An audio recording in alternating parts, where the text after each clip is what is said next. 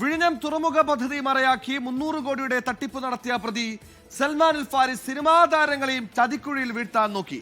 സൽമാനിൽ നിന്നുണ്ടായ ദുരനുഭവം തുറന്നു പറഞ്ഞ് തെന്നിന്ത്യൻ താരം നേഹ സക്സേന ദുബായ് കിരീടാവകാശി എന്ന രീതിയിൽ ആഗോള ബ്രാൻഡിന്റെ പരസ്യ ഷൂട്ടിനായി ബന്ധപ്പെട്ട് തട്ടിപ്പിന് ശ്രമിച്ചതിൽ നേഹ മലപ്പുറം പോലീസിൽ പരാതി നൽകിയിരുന്നു. അതേസമയം മോർഫ് ചെയ്ത നഗ്ന ദൃശ്യങ്ങൾ ഇമെയിൽ വഴി അയച്ചും ഈ പറഞ്ഞ നേഹയെ ഇയാൾ ഭീഷണിപ്പെടുത്തിയിരുന്നു. 24 എക്സ്ക്ലൂസീവ്.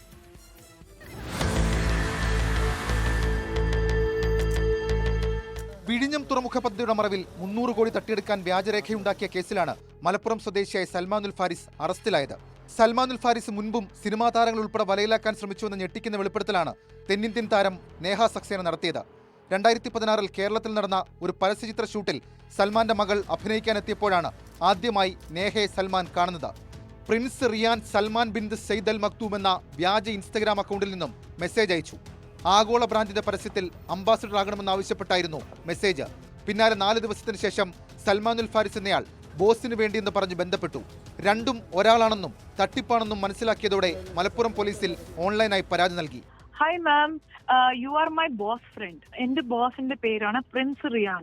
അപ്പൊ എനിക്ക് മനസ്സിലായി he is also somewhere connected with this man Prince Riyan, or he is the same person.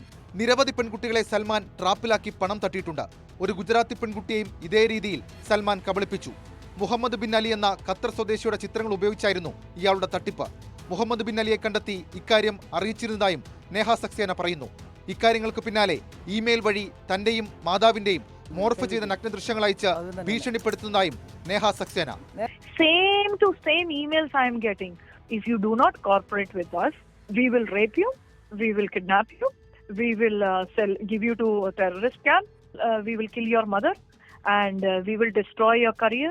പിന്നെ അതിന്റെ അറ്റാച്ച്മെന്റ്സിലെ എന്റെ അമ്മയുടെ മോഫ്റ്റ് ഫോട്ടോസ്, എന്റെ മോഫ്റ്റ് ഫോട്ടോസ് ആൻഡ് ഒരു AI ജനറേറ്റഡ് വീഡിയോസ് അത് അറ്റാച്ച്ഡ് ആണ്. നേഹ സക്സേനയുടെ വെളിപ്പെടുത്തലിലും പോലീസ് വിവരശേഖരണം ആരംഭിച്ചിട്ടുണ്ട്. വ്യാജരേഖ കേസിൽ അറസ്റ്റിലായ സൽമാനുൽ ഫാരിസ് നിലവിൽ റിമാൻഡിലാണ്. ഷഫീദ് റൌത്തർ, 24 തിരുവനന്തപുരം.